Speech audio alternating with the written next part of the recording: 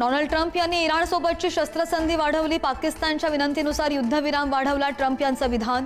तर होर्मुझच्या सामुद्रधुनीमध्ये अमेरिकेची नाकेबंदी सुरूच राहणार.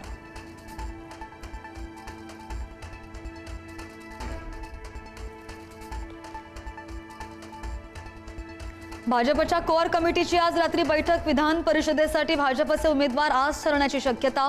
विधान परिषदेसाठी इच्छुकांकडून फिल्डिंग लावण्यास सुरुवात.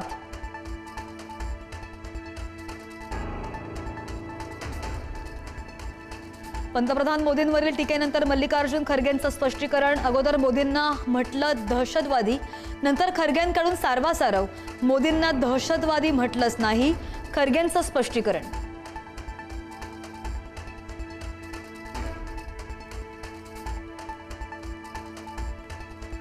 एसआयटी चौकशी दरम्यान भोंदू अशोक कराडची प्रकृती बिघडली. तातडीनं कार्डियक अँब्युलन्स बोलावून वैद्यकीय तपासणी.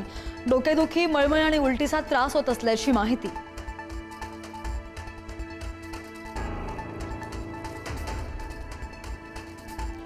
अशोक खरात प्रकरणामध्ये तपासाला आणखी वेग. नाशिकमधील एका बड्या हॉटेल व्यावसायिकाची एसआयटीकडून तब्बल 6 तास चौकशी.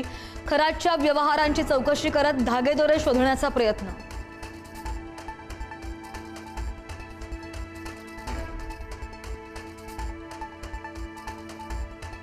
नाशिकच्या टीसीएस कंपनीतल्या प्रकरणामध्ये एसआयटीच्या हेल्पलाईनवर तक्रारींचा ओघ. आतापर्यंत 20हून अधिक तक्रारी प्राप्त झाल्याची माहिती. धार्मिक भावना दुखावल्यासंदर्भात अनेक तक्रारी.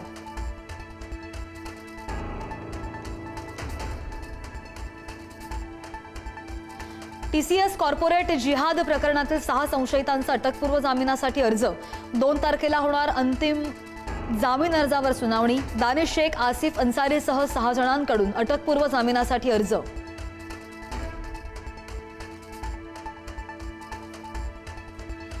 टीसीएस प्रकरणातील महिला आरोपी निदा खान अजूनही फरार. निदा खानच्या अटकपूर्व जामीन अर्जावर 27 एप्रिलला सुनावणी. सुनावणीपूर्वी अटकेसाठी पोलिसांचे प्रयत्न तीव्र.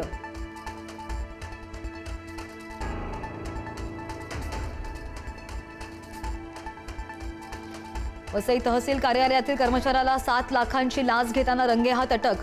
ठाण्याच्या लाचलुचपत प्रतिबंधक विभागाची कारवाई. कर्मचारी अनिल चौबलच्या अटकेनंतर अप्पर तहसीलदार विनोद धोत्रे सुद्धा फरार.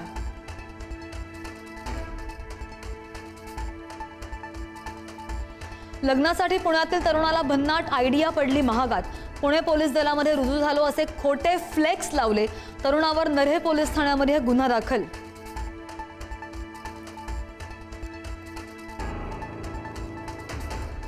धुळ्यामध्ये कूलरचा शॉक लागून 16 वर्षीय मुलाचा मृत्यू. शिरपूर तालुक्यातील होळनाथ इथली घटना.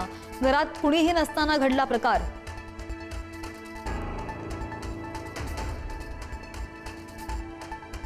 मुंबईमध्ये आज पाणी पुरवठा खंडित. काही भागांमध्ये कमी दाबानं पाणी.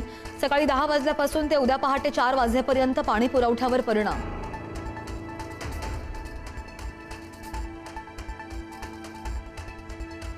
राज्यामध्ये शनिवारपर्यंत पावसाचा येलो अलर्ट. कोकण, मध्य महाराष्ट्रासह मराठवाडा आणि विदर्भात मुसळधार पावसाचा इशारा.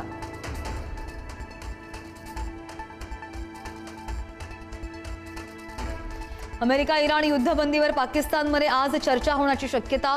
अमेरिकेचे उपराष्ट्रपती जेडी व्हान्स आणि इराणच्या संसदेचे अध्यक्ष मोहम्मद गालिबाफ आज इस्लामाबादेत दाखल होणार असल्याचा अंदाज.